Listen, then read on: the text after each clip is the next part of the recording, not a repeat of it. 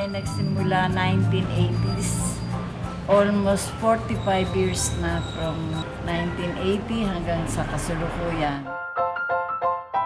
Nagsimula muna kami sa pagtitinda, pag-angkat ng mga paninda namin sa mga unang nagputuhan dito sa San Vicente. Pagkatapos, natuto kami, nagsarili na kami hanggang sa umunlad ang aming pagpuputo. Ang Aling Nene ay nagsimula sa isang maliit na tindahan.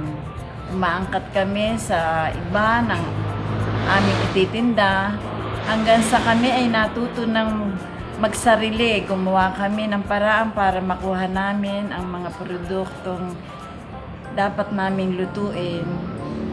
Hanggang sa kami nagkaroon na rin ng pwesto rito, nakabili kami ng lupa, nakapagpagawa kami ng malaking tindahan na sarili na namin sa pamamagitan ng aming pagsisikap at pagkakaroon ng magandang buhay.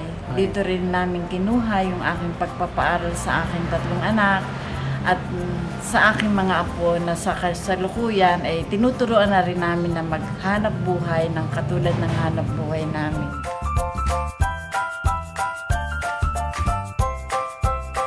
Ang pinakasikat na produkto ng Aling Nene ay ang puto binyang. Yan ang unang-una naming natutuhan doon sa aking tiyahin na ngayon ay almost 3 generation na. Tiyahin ko, ako, bago ngayon mga anak ko. At sa kasalukuyan, may mga apo na rin ako nagtitinda ng puto. Puto binyang gawa sa bigas. May keso, may itlog na pula. Pero ang aming mga produkto, lalo na ang mga puto pao, kutsinta, macaroons, buko pie, yan ay natutuhan namin lahat at kami na mismo ang gumagawa niyan.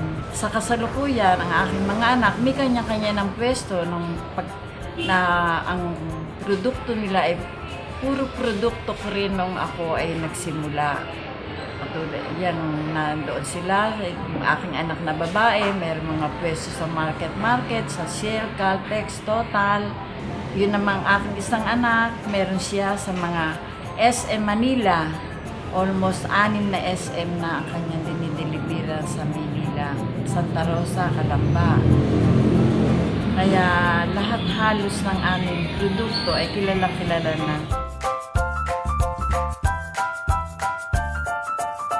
Sa mga may interest na maghanap buhay ng katulad ng hanap buhay namin na pagpuputo, kaunting puhunan lang at tiyaga ang kailangan. Hindi kinakailangan ng malaking puhunan. Kahit ikaw ay nasa sarili mong tahanan, nasa loob ka ng bahay mo, pwede kang kumita. Hindi sa katulad ng pagpapa-empleyo na kailangan mong lumabas para kumita ka. Ang pagpuputo, nasa loob ka ng bahay, may kapraso kang pwesto, o kung gusto mo, ilako mo ang iyong niluluto, kikita ka. Tiyaga lamang ang kailangan, hindi kinakailangan ng mabilis na pamamaraan ng paghahanap buhay. Kailangan konting tiyaga, maliit na puhunan, pwede kayong magpaaral. Katulad ko, halos ang aking mga anak ay sa pagpuputo ko lang napag-aral na lahat. Hanggang sa kasalukuyan, mga apo ko naman. Ang isa lang na mahirap sa pagpuputo ay yung mga empleyado mong kukunin. Kapag hindi matapat sa'yo, walang initiative na magtrabaho, lalo na sa kalinisan, diyan ka lang mamumroblema. Pero later on, pagka nabihasa na at nakakuha ka ng mga empleyadong talagang susunod sa gusto mo, walang dahilan para hindi ka magtagumpay.